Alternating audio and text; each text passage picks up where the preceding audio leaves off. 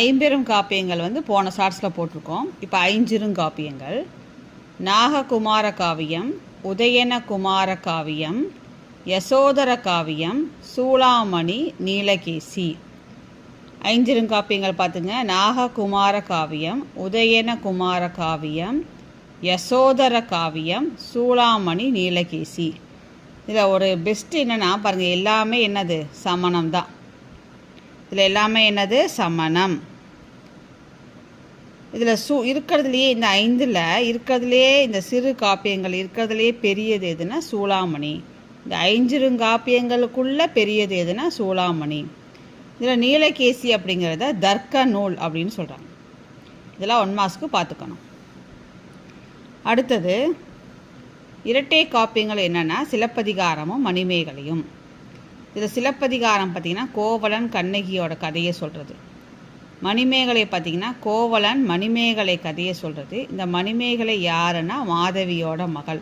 So இதோட continuation தான் மணிமேகலை. மணிமேகலை பௌத்த மதத்தின் சிறப்பை சொல்லும். சீவக சிந்தாமணி சமண மதத்தின் சிறப்பை சொல்லும். இதெல்லாம் நம்ம ஏற்கனவே அந்த ஷார்ட்ஸ்லேயே பார்த்துட்டோம். ரீகால் பண்ணிக்கோங்க, அவ்வளோதான்.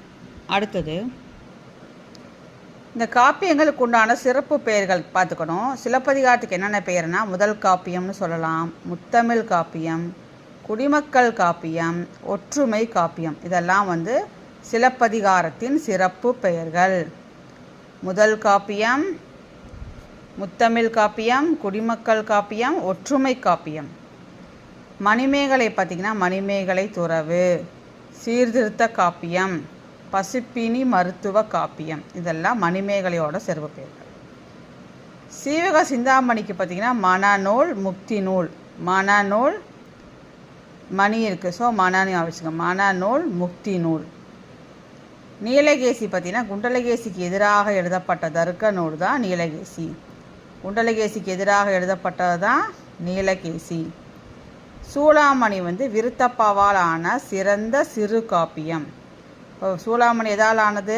விருத்தப்பாவால் ஆன சிறந்த சிறு காப்பியம் தான் சூளாமணி. ஸோ காப்பியங்களோட சிறப்பு பெயர்கள் பார்த்துக்கணும். சிலப்பதிகாரம், மணிமேகலை, சீவக சிந்தாமணி, நீலகேசி, சூளாமணி. இதுக்கெல்லாம் வந்து என்னென்ன வேறு பெயர்கள் இருக்குங்கிறத 1 மார்க்ஸில் கேட்கலாம்.